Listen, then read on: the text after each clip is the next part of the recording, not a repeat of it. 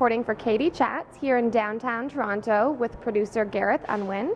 How does it feel to have had your film Zaytoun premiering here at the Toronto International Film Festival?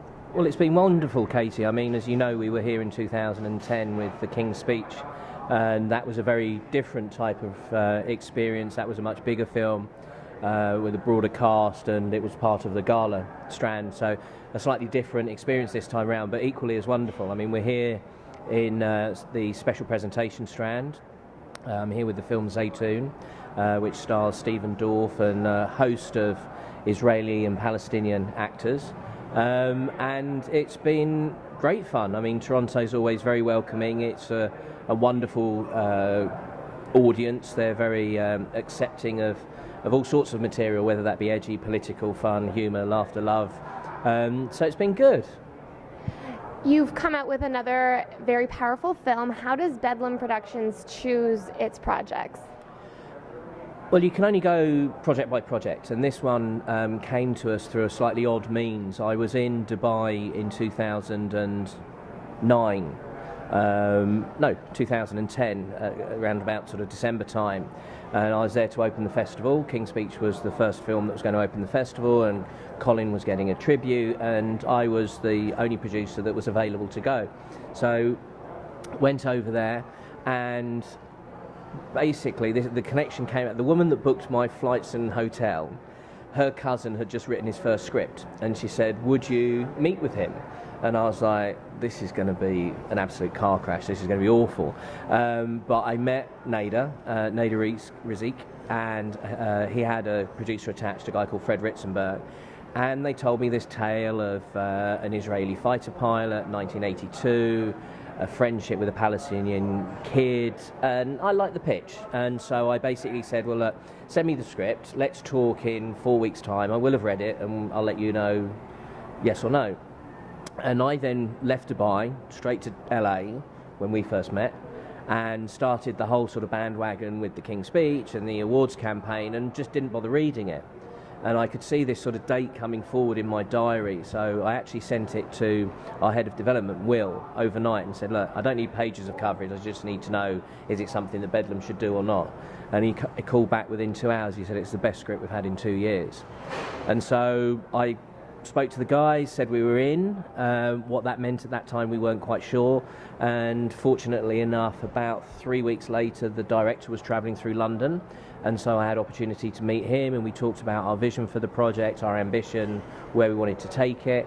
And because those visions were closely aligned, we decided it was going to be the next film from Bedlam Productions.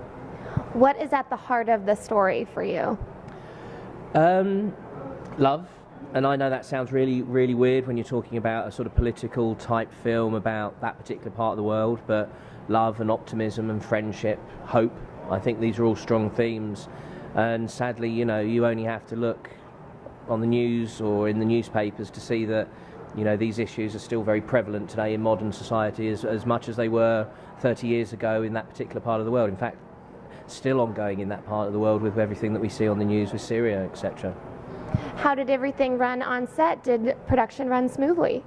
Well, I think every film has its issues, and it's more about how you get past those issues than necessarily what those issues are.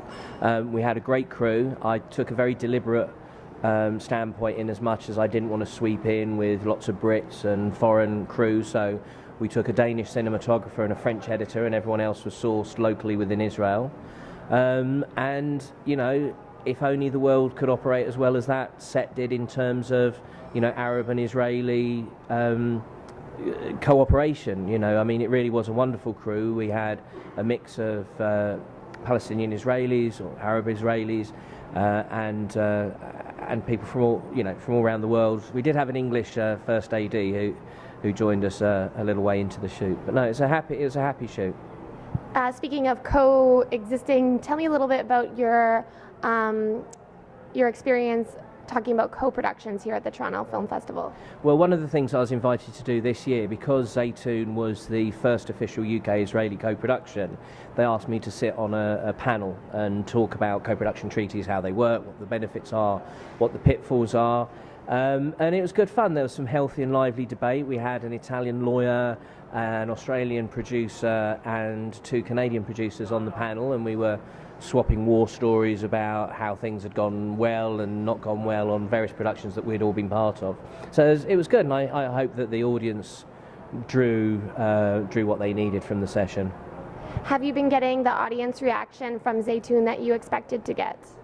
And then so, and then so. I mean, I think people come into watching the film with some preconceptions. You know, you even admitted to it yourself that this wasn't necessarily, your ideal sort of date night movie, and it's not. It does play out in a part of the world that was in a state of turmoil at the time. It plays against a political backdrop. But just seeing how people have embraced the film and embraced that story of friendship and hope, and we had the Q&As after the film, and they ran for like 30 minutes, and only a handful of people left. Lots of people wanted to stay and hear the story of the film and how it got into production and stuff. So I would say it's been really embraced by Tiff this year. And what's next for Bedlam? What types of projects are you hoping to develop in the future? An inordinate amount of sleep. First and foremost, it's been a very busy Tiff this year. We're actually here with our development team talking to some Canadian broadcasters because we have a series that we're putting together at the moment, working with a Canadian writer and producing team. But we also have David Seidler's next script, The Lady Who Went Too Far. We're looking at putting the finance together on that at the moment. We hope to shoot that sort of middle to the end of next year.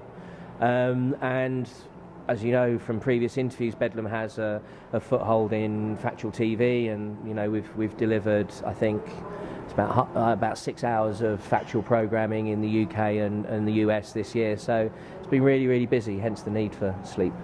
And where's the best place to keep up with Bedlam's projects online? Well, the Bedlam website, we try and keep up to date as we can. I do tweet and Facebook. My Twitter name is Bedlam with a capital B _ Gareth with a capital G, and then there is also the Bedlam Facebook group where the younger elements of the Bedlam family put us various bits and pieces up there. Thank you so much. Congratulations, and enjoy the rest of the festival. Brilliant, thank you. Lovely to see you again, Katie. You too, Gareth. I'm Katie Uhlmann reporting for Katie Chats here in downtown Toronto.